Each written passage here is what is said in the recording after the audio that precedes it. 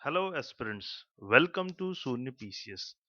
आप सभी लोगों का शून्य पीसीएस के इस इनिशिएटिव में मैं स्वागत करता हूं, जहां पर हम सभी टीचर्स आपके इस बीपीएससी परीक्षा की तैयारी में एक पॉजिटिव कंट्रीब्यूशन देना चाहते हैं।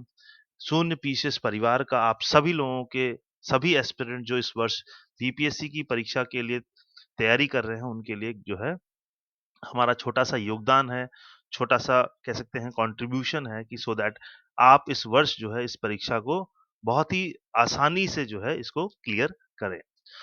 इसी क्रम में आज हम जो है ज्योग्राफी के एक बहुत ही इम्पोर्टेंट टॉपिक के ऊपर चर्चा करेंगे। जैसा आप सभी लोगों को मालूम है कि अ, पृथ्वी की जब हम बात करते हैं, जब when we are talking about earth, तो अर्थ की बात कर लीजिए या किसी भी प्लैनेट की बात कर लीजिए, तो दैट मीन्स कि ये जो प्लैनेट अर्थ हमारा है, ये इसका क्या है, it is in motion. That means ये स्थिर नहीं है, स्टैग्नेंट नहीं है। दैट मीन्स पृथ्वी जो है गतिशील है, गति में है। अब देखिए, जब हम मोशन की बात करते हैं तो मोशन को हम दो कैटेगरीज में रखते हैं। या तो आप जो है रोटेशन की एक अवस्था होगी, जिसको हम कहते हैं रोटेशनल, और दूसरी होती है रेवोल्यूशन। दूसरी जो अवस्था होती है उसको हम कहते हैं रेवोल्यूशन।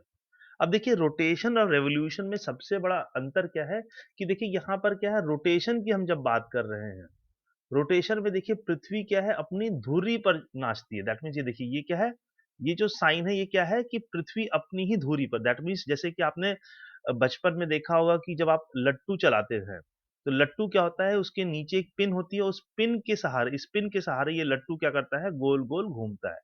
तो हम कह सकते हैं कि ये क्या है, ये रोटेशनल मूवमेंट होता है। दैट मीन्स एक धुरी पर, इस धुरी पर पृथ्वी जब गोल-गोल चक्कर लगाती है, तो हम इसको कहते हैं रोटेशन ऑफ द अर्थ।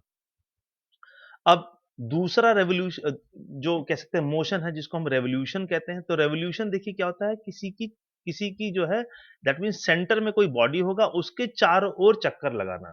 तो दैट मीन्स यहाँ पर जब हम सोलर सिस्टम की बात करते हैं, तो सूर्य हमारा सेंटर में है और इस सूर्य के चारों तरफ पृथ्वी क्या कर रही है, चक्कर लगाती है।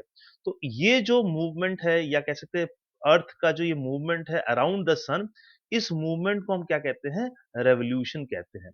और देखिए ये क्या है कि देखिए रेवोल्यूशन जो है, इसका जो पाथ होगा, पाथ मीन्स जो रास्ता होगा। जैसे देखिए यहाँ पर हम ये जो रेड जो साइन है, ये क्या है, ये जब अर्थ जो है सन के चारों ओर चक्कर लगा रही है, तो उसके पाथ की बात कर रहे हैं। तो देखिए पाथ यहाँ पर 2 हो सकते हैं, या तो सर्कुलर पाथ हो सकता है, सर्कुलर पाथ की बात कर सकते हैं, या जो हो सकता है एलिप्टिकल पाथ की बात कर सकते हैं, ठीक है? तो अंडाकार मार्ग की बात करें। देखिए जैसे आपने साइंस में पढ़ा होगा कि केंद्र में क्या होता है, एटम के होता है न्यूक्लियस, और इस न्यूक्लियस के चारों ओर क्या कहते हैं, इलेक्ट्रॉन्स चक्कर लगाते हैं। तो ये क्या हो गया, एक सर्कुलर मोशन हो गया। दैट मीन्स एक फिक्स दूरी से उस इलेक्ट्रॉन की दूरी हमेशा क्या होती है, फिक्स होती है। हमेशा वो जो है फिक्स दूरी पर जो इलेक्ट्रॉन क्या है, चक्कर काटता है। लेकिन जब अंडाकार या एलिप्टिकल मार्ग की बात करते हैं, तो कभी-कभी क्या होगा, सूर्य से पृथ्वी की दूरी जो है कम हो जाएगी, और कभी-कभी क्या होगा, ये दूरी बहुत ज़्यादा बढ़ जाएगी। एक वर्ष में सूर्य कह सकते हैं पृथ्वी के बहुत करीब आ जाएगा, और दूसरा एक अवस्था ऐसी होगी जब पृथ्वी जो है सूर्य से बहुत दूर चली जाएगी। इसी को एपीहीलियन और पेरिहीलियन भी कहा जाता है, ठीक है? तो ये ध्यान में रखेंगे, दोनों पोजीशंस होती हैं, ठीक है? अब देखिए हमने यहाँ पर बात करी कि रोटेशन की बात की, दैट मीन्स हमने मोशन ऑफ द अर्थ की बात की। अब देखिए मोशन ऑफ द अर्थ में हमने सबसे पहले रोटेशन की बात की।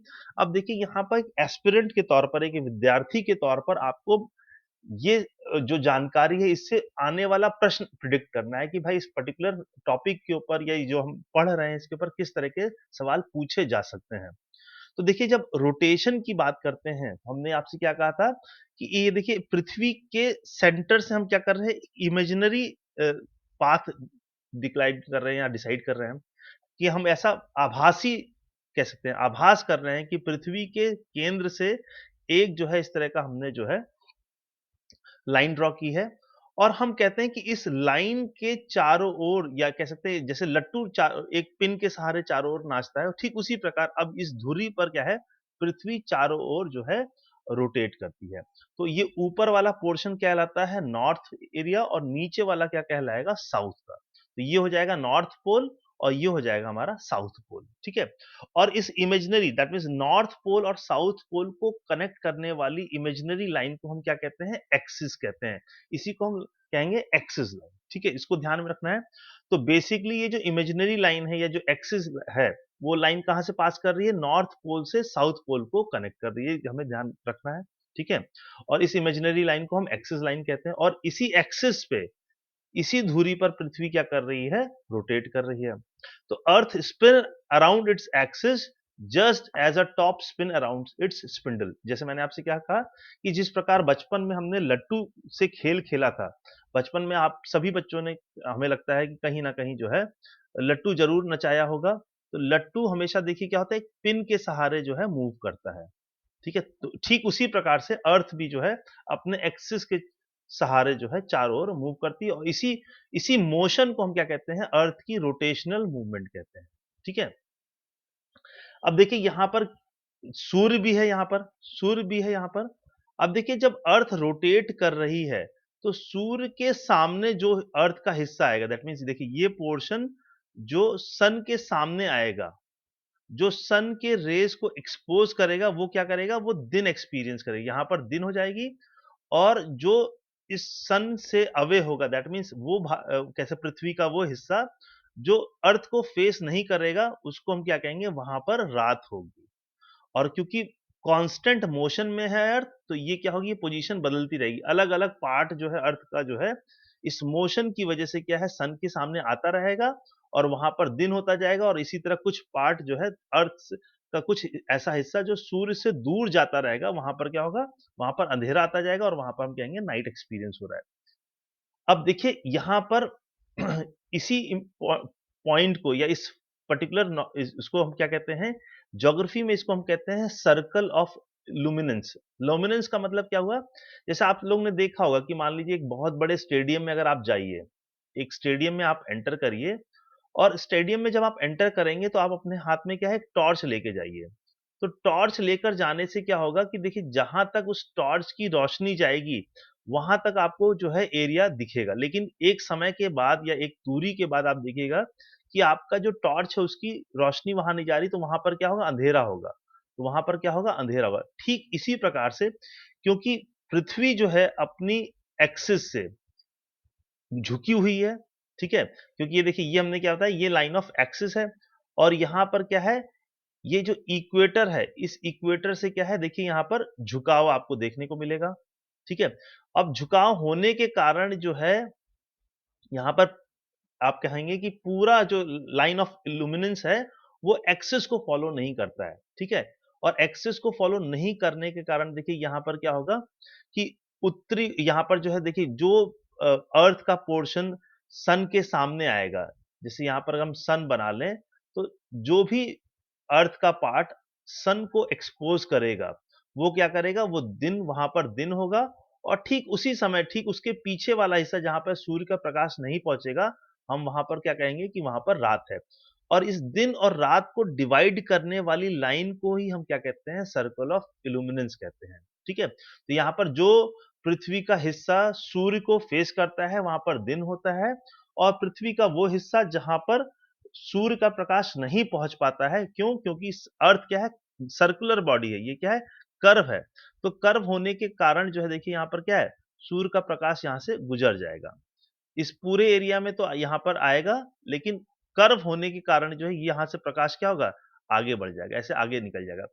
इसके बाद, और जहां से पृथ्वी का वो हिस्सा जहां पर इस तरह की इमेजिनरी लाइन हम बना सकते हैं, उसको हम कहते हैं circle of illuminance. That means सूर्य का प्रकाश इस सीमा के बाहर नहीं पहुंच रहा है, ठीक है। तो ये क्या है, कर्व के कारण, पृथ्वी जो है गोलकार है, इसी कारण ऐसा हो रहा है।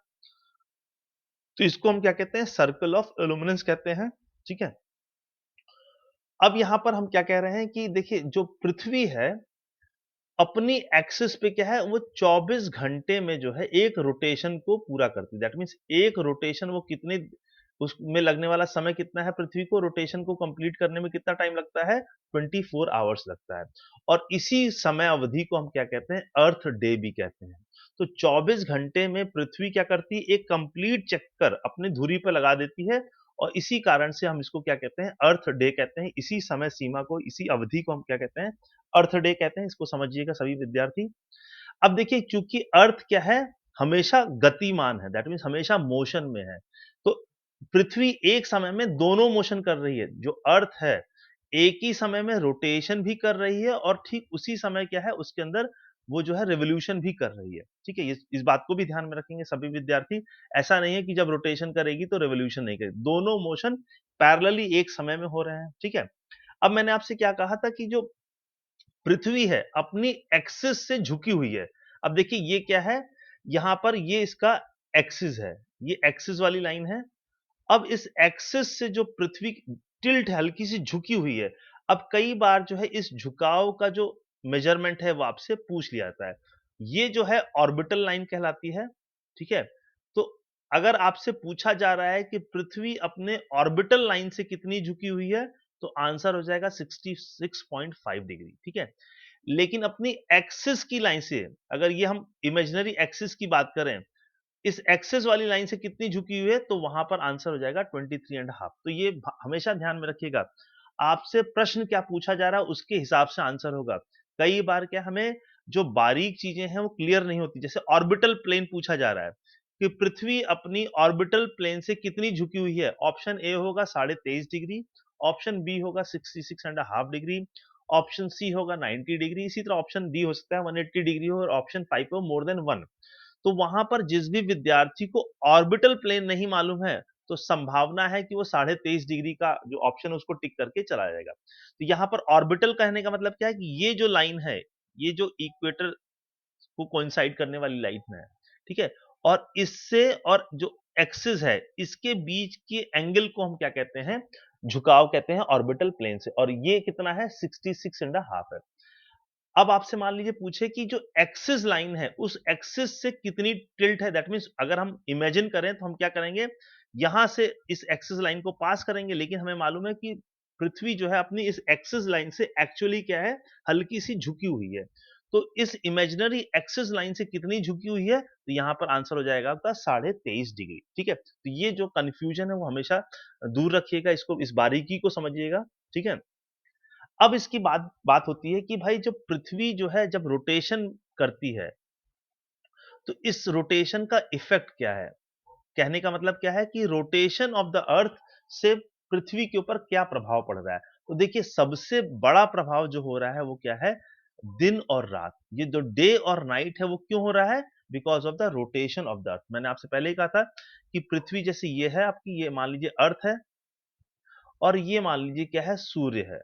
ये सूर्य है हमारा। तो सूर्य से आने वाला जो प्रकाश है, तो अर्थ का वो हिस्सा जो इस सूर्य के प्रकाश को एक्सपोज करेगा या जो इसके सामने आएगा, ठीक वहां पर क्या होगा, वहां पर दिन होगा। अब देखिए मैंने क्या कहा था, क्योंकि सर्कुलर है, देखिए इस तरह से ये लाइन क्या है, ये सूर्य की जो सूर्य का प्रकाश है वो क्या होगा, ऐसे यहां से आगे बढ़ जाएगा। तो देखिए यहां पर क्या है, ये लाइन ऑफ लुमिनेंस हो गया, हम अंडरस्टैंडिंग की बात करें तो यहां पर क्या होगा, नाइट होगी, और यहां पर ठीक उसी समय क्या होगा, डे होगा। तो दैट मीन्स पृथ्वी का वो हिस्सा जो सूर्य को फेस करता है, वहां पर दिन होगा। अब चूंकि क्या है, अर्थ मोशन में है, रोटेशन कर रही है, बराबर गतिशील है, तो यहां पर क्या होगा, ये जो हिस्सा अभी अंधेरे में है वो क्या होगा, कुछ घंटों के बाद क्या होगा, सन के सामने आ जाएगा, और जहां पर अभी दिन है वो क्या होगा, कुछ घंटों के बाद पीछे चला जाएगा, तो वहां पर रात हो जाएगी। तो इस तरह से क्या कहेंगे, बिकॉज ऑफ द रोटेशन, ये जो है हम ये चेंज देखते हैं, ये प्रभाव हम पृथ्वी पर महसूस करते हैं दिन और रात का। अब देखिए रोटेशन की वजह से क्या है, यहाँ पर टाइड्स भी होते हैं। टाइड्स मीन्स जो है ज्वार और भाटा। तो दैट मीन्स समुद्र का पानी क्या होता है, कभी बार ऊपर आता है और कभी-कभी नीचे चला जाता है। देखिए अब यहाँ पर क्या है, ऊपर और नीचे आने का मतलब क्या है, यहाँ पर देखिए एक्चुअली आप जब कभी समुद्र समुद्र के किनारे जाएँगे, तो कई बार देखिएगा जैसे आप यहाँ पर समुद्र के किनारे बैठे हुए हैं, तो अगर सुबह-सुबह के टाइम देखेंगे तो यहाँ पर पानी यहाँ तक आ जाएगा, ठीक है? लेकिन अगर आप रात में आएँगे या कुछ घंटों के बाद आएँगे तो हो सकता है ये पानी थोड़ा पीछे चला जाए।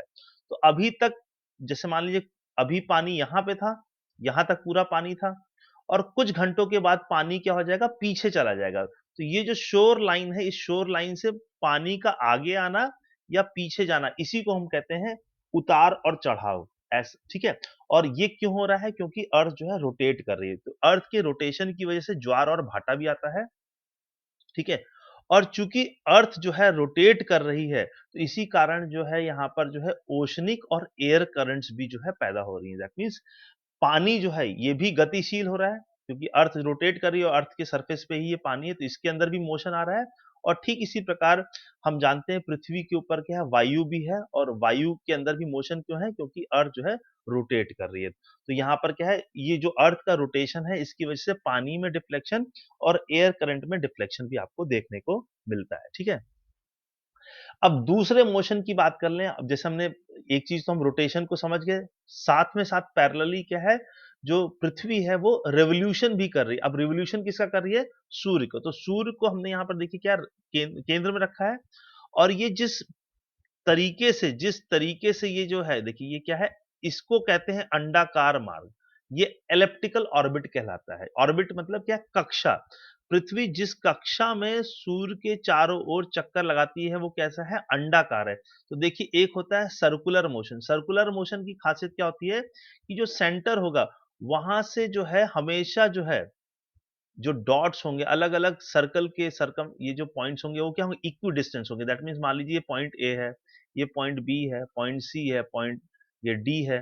तो देखिएगा हमेशा ये जो होगी ये डिस्टेंस सी जो है यहां से, या ओ, इसको अगर ओ मान लें, सेंटर मान लें, तो ये बी जो है या ए जो है, ठीक है, ये हमेशा क्या होगी? बराबर होगी। दैट मीन्स ओ से सी की जो दूरी है वही ओ से बी की दूरी है, और वही ओ से ए की दूरी है। तो इस तरह के कह सकते हैं मोशन को हम क्या कहते हैं? सर्कुलर मोशन कहते हैं। सर्कुलर मोशन कहते हैं।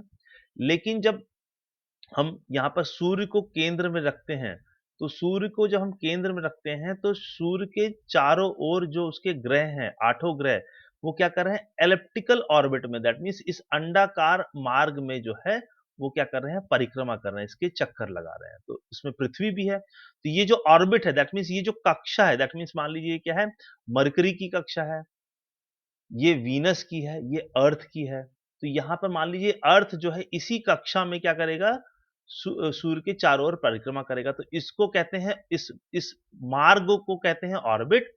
और किस तरह का मार्ग है? तो हम कहते हैं अंडाकार, ठीक है। और इस पूरे मोशन को हम क्या कहते हैं? रेवोल्यूशन ऑफ द अर्थ कहते हैं। रेवोल्यूशन ऑफ द अर्थ कहने का मतलब क्या हुआ कि पूरे साल भर में यहाँ पर क्या, इस पूरे पूरे मोशन में जो है, इस पूरे पॉइंट से मान लीजिए अर्थ यहाँ से चलती है और वापस घूमकर इसी मीन पोजीशन पे आती है, तो इसमें लगने वाले समय को हम क्या कहेंगे? इसको हम कहेंगे, अर्थ को लगता है 365 डेज एंड 1/4 आवर, ठीक है। तो ये यहाँ पर लगने वाला समय है। तो पृथ्वी जो है सूर्य के चारों ओर चक्कर लगाती है, और इस चक्कर लगाने को हम क्या कहते हैं? ज्योग्राफी में हम इसको रेवोल्यूशन कहते हैं। अब देखिए इस रेवोल्यूशन को पृथ्वी कितने समय में पूरा करती है? तो इसको लगने वाला टाइम है 365 दिन और 1/4 आवर, ठीक है। तो यहां पर देखिए क्या हुआ, 365 दिन लगता है, और 1/4 डे का मतलब क्या हुआ? एक चौथाई दिन। तो एक चौथाई दिन यहां पर लगता है इसको, ठीक है। अब यहां पर ये एक चौथाई दिन को अगर आप कैलकुलेट करेंगे तो ये लगभग लगभग क्या है? 6 घंटे होता है। तो हर वर्ष जो है हम जो है जो काउंट करते हैं वो क्या कहते हैं? हम करते हैं कि 365 दिन में जो है, या हम कहते हैं कि 365 दिन में जो है पृथ्वी क्या कर रही है? सूर्य की एक पूरी परिक्रमा कर रही है, और वहां पर हम इस 6 घंटे को हम क्या करते हैं? इग्नोर कर देते हैं। लेकिन जो ये 6 घंटा है, ये 4 साल के बाद क्या हो जाएगा? कंप्लीट 1 डे बन जाएगा। तो आफ्टर 4 इयर्स ये क्या बन जाएगा? कंप्लीट 24 आवर्स हो जाएगा, और एक एक्स्ट्रा दिन बन जाएगा, जिसको कि हम क्या करते हैं? फरवरी में ऐड कर देते हैं। और जिस वर्ष हम फरवरी को में एक दिन एक्स्ट्रा ऐड करते हैं, तो हम कहते हैं कि फरवरी 29 तारीख की होगी, या उस साल में, उस कैलेंडर ईयर में फरवरी में कितने दिन होंगे? 29 दिन होंगे। और उस कैलेंडर ईयर को हम क्या कहते हैं? लीप ईयर कहते हैं। तो ध्यान में रखिएगा। तो हर चौथा वर्ष क्या होगा? लीप ईयर होगा, ठीक है। ये सरप्लस हम जो है फरवरी में ही जोड़ते हैं, ठीक है। तो ये जो है आपका क्या होगा? रेवोल्यूशन से रिलेटेड आपके जो है कुछ बेसिक जो है अंडरस्टैंडिंग है, इसको समझना है, ठीक है। अब देखिए जब हम रेवोल्यूशन की बात करते हैं तो रेवोल्यूशन कहने का मतलब क्या है कि रेवोल्यूशन का प्रभाव क्या है। जैसे हमने रोटेशन देखा कि रोटेशन से दिन और रात हो रहा है, ठीक उसी प्रकार से रेवोल्यूशन से क्या होता है, जो सीजन है उसमें चेंज आता है। अब देखिए ये चेंज इन सीजन क्यों होगा। अब जैसे मान लीजिए अब अभी देखिए अगर आज की हम बात करें तो अब हम जो है करीब करीब इस मार्च वाली पोजीशन में है। तो देखिए मार्च का कहने का मतलब क्या हुआ कि अगर ये मान लीजिए पृथ्वी है, ठीक है? और हम मार्च की बात कर रहे हैं तो ये इक्वेटर, पृथ्वी के ऊपर 3 इमेजिनरी रेखाएँ हैं, 3 इमेजिनरी रेज़ हैं, लाइन्स हैं जिनको हम कहते हैं, जो बीच से पास होती है उसको हम क्या कहते हैं? इक्वेटर कहते हैं, ठीक है? इसको हम ट्रॉपिक ऑफ कैंसर कहते हैं और इसको हम ट्रॉपिक ऑफ कैप्रिकॉर्न कहते हैं, ठीक है? अब देखिए 21 यहाँ मार्च की अगर हम बात करें तो 21 मार्च को सूर्य की पोज़ीशन क्या होगी? ये ठीक जो है इक्वेटर के ऊपर होगा। ये पोज़ीशन क्या होगी 21 मार्च को। और 21 मार्च को हम क्या कहते हैं? इक्विनॉक्स कहते हैं। इक्विनॉक्स क्यों कहते हैं? क्योंकि अब देखिए इस समय सूर्य कहाँ पर है? ठीक इक्वेटर के ऊपर है और इसका जो सूर्य का जो प्रकाश है, वो दोनों ही हेमिस्फीयर में क्या है? बराबर तौर पर डिवाइड होगा। तो यहाँ पर 21 मार्च को क्या होगा? दिन और रात, यहाँ पर क्या होगा? डे और नाइट क्या होगी? बराबर होगी। यहाँ पर 12 घंटे का दिन और 12 घंटे की रात होगी। इसी को कहते हैं इक्विनॉक्स, ठीक है? क्यों? क्योंकि अर्थ की हम जब बात कर रहे हैं तो इक्वेटर के ठीक ऊपर जो है सूर्य चमक रहा है। अब देखिए यहाँ पर हम जब बात करते हैं, देखिए 21 मार्च को ये है और इसको हम क्या कहते हैं? इक्विनॉक्स कहते हैं। समर इक्विनॉक्स या समर सॉल्स्टिस भी कहते हैं। अब इसके बाद देखिए कि पोजीशन चेंज होगी और 21 जून की बात करेंगे। देखिए 21 जून को क्या होगा, अब ये जो सूर्य है, ये वर्टिकली सीधा किसके ऊपर आ जाएगा? ट्रॉपिक ऑफ कैंसर के ऊपर। अब देखिए यहाँ पर ट्रॉपिक ऑफ कैंसर के ऊपर आने में इसको समय कितना लग जाएगा? अब टाइम हो जाएगा 21 जून। और 21 जून को क्या हो जाएगा, देखिए सूर्य की जो पोजीशन है वो क्या हो जाएगी? कैप्रिकॉर्न के ऊपर आ जाएगी। और देखिए यहाँ से क्या होगा, उत्तरी गोलार्ध में तो खूब सूर्य का प्रकाश मिलेगा, इसीलिए उत्तरी गोलार्ध में यहाँ पर क्या हो जाएगा? समर लाइक कंडीशन हो जाएगी। यहाँ पर क्या होगा? समर हो जाएगा। और लेकिन सूर्य से आने वाला प्रकाश जो है एकदम दक्षिण या साउथ पोल तक नहीं पहुंचेगा, इसीलिए यहाँ पर क्या होगा? यहाँ पर अंधकार सा हो जाएगा, अंधेरा सा रहेगा, ठीक है? ये ध्यान में रखेंगे। और देखिए यहाँ पर ये सन है। अब सन के ठीक सामने क्या ये पृथ्वी अपने अक्षांश या एक्सिस पे झुकी हुई है, तो इस पृथ्वी का ये हिस्सा जो सन को एक्सपोज करेगा, यहाँ पर क्या हो जाएगा? यहाँ पर समर लाइक कंडीशन हो, यहाँ पर समर हो जाएगा। और यहाँ पर जो है अगर इसकी बात करें, ठीक है? तो उत्तरी गोलार्ध देखिए, ये जो उत्तरी गोलार्ध है वो क्या है? सूर्य की तरफ ज़्यादा है टिल्ट। और ये जो दक्षिणी गोलार्ध है थोड़ा-सा कंपैरेटिवली क्या है? अवे है, दूर है। तो यहाँ दक्षिणी गोलार्ध में क्या हो जाएगा? विंटर लाइक कंडीशन हो जाएँगी, ठीक है? तो उत्तरी गोलार्ध 21 जून को क्या है, यहाँ से भी समझ लीजिए कि उत्तरी गोलार्ध में क्या है या कैप्रिकॉर्न के ऊपर जो है सूर्य है और इसीलिए उत्तरी गोलार्ध में समर लाइक कंडीशन हो जाएँगी। और यहाँ पर जो इक्वेटर से नीचे हम कहते हैं साउथ की बात करते हैं तो हम कह सकते हैं सदर्न हेमिस्फीयर में क्या है, सूर्य की सीधी रोशनी नहीं पहुंचेगी। टिल्टेड रेज होंगी, उनमें इतना गर्म करने की जो है कैपेसिटी नहीं होगी, इसीलिए विंटर लाइक कंडीशंस हो जाएंगी जून के महीने में दक्षिणी गोलार्ध में। ठीक इसी तरह हम जब सितंबर की बात करते हैं तो सितंबर में देखिए क्या हो गया, फिर से जो है एक बार इक्विनॉक्स की पोजीशन आती है और 21 सितंबर को दिन और रात एक बार फिर से बराबर हो जाते हैं। और अब हम जब दिसंबर की बात करेंगे तो देखिए दिसंबर में क्या हो गया, देखिए यहाँ पर कि ये सूर्य से देखिए क्या है, दक्षिणी गोलार्ध जो है वो क्या हो रहा है, सूर्य की तरफ आ गया है। ये हिस्सा जो है सन के ज्यादा करीब है, तो यहाँ पर क्या हो जाएगा, दिसंबर में समर हेमिस्फीयर में क्या होता है, या हम कह सकते हैं दिसंबर के महीने में जो समर कह सकते हैं सदर्न हेमिस्फीयर है, दक्षिणी गोलार्ध है पृथ्वी का, उसमें समर लाइक कंडीशन हो जाती है। और यहाँ पर जो नॉर्थ हेमिस्फीयर है, उत्तरी गोलार्ध है, वहां पर क्या है, विंटर लाइक कंडीशन होती है। ठीक है, तो ये हमें ध्यान में रखना है। तो यहाँ पर अगर आपसे पूछा जाए कि भाई जो रेवोल्यूशन है, रेवोल्यूशन से आप क्या असर देखते हो पृथ्वी के ऊपर, तो यहाँ पर क्या है, चेंज इन सीजन, जो हमारी जो सीजन्स हैं, मौसम में हम या कह सकते हैं ऋतुओं में हम परिवर्तन देखते हैं। ठंड गर्मी आएगी, आपकी जो है शरद ऋतु आएगी, इसी तरह पतझड़ आएगा। तो ये जो ऋतुओं में जो चेंज है वो किसके कारण हो रहा है, बिकॉज ऑफ द रेवोल्यूशन। तो ये ऑब्जेक्टिव हमें रखना है जब हम ज्योग्राफी के टॉपिक्स को पढ़िएगा, तो इस तरीके से आपको क्या करना है, हर चीज़ की डिटेल, बारीकी आपको समझनी है और जब आप बारीकी समझ लेंगे, तो इसी में से जो फैक्चुअल इन्फॉर्मेशन है, कई बार आपको प्रिलिमिनरी एग्ज़ाम्स में आपको देखने को मिल जाएगा, कि यहाँ पर पूछा जाएगा कि भाई इक्विनॉक्स की डेट क्या होती है? तो इक्विनॉक्स कब-कब होता है? 21 मार्च को होता है और 21 सितंबर को जो है इक्विनॉक्स की पोज़ीशन होती है। इक्विनॉक्स में क्या होता है? दिन और रात बराबर होंगे। पृथ्वी पर 12 घंटे का दिन होगा और 12 घंटे की रात होगी, ठीक है? दिसंबर में देखिए क्या है, क्योंकि यहाँ पर जो है दक्षिणी गोलार्ध सन की तरफ है, तो यहाँ पर दिन ज़्यादा होगा और उत्तरी गोलार्ध अवे फ्रॉम द सन है, तो यहाँ पर क्या होंगे? यहाँ पर रातें जो है ज़्यादा लंबी होंगी। ठीक इसका उल्टा जून में होगा। जून में देखिए क्या उत्तरी गोलार्ध जो है सन की तरफ एक्सपोज़ है, तो यहाँ दिन बड़े हो जाएँगे और दक्षिणी गोलार्ध क्या है? अवे हो जाएगा, दूर हो जाएगा सूर्य से, तो यहाँ पर क्या है? रातें लंबी हो जाएँगी। ठीक? परिवर्तन आपको ऐसा देखने को मिलेगा। सो आई होप दैट कि ये जो कह सकते हैं सिंपल से कॉन्सेप्ट थे उनको मैंने और आसान भाषा में आपको समझाया होगा और ये चीजें आपको क्लियर हुई होंगी।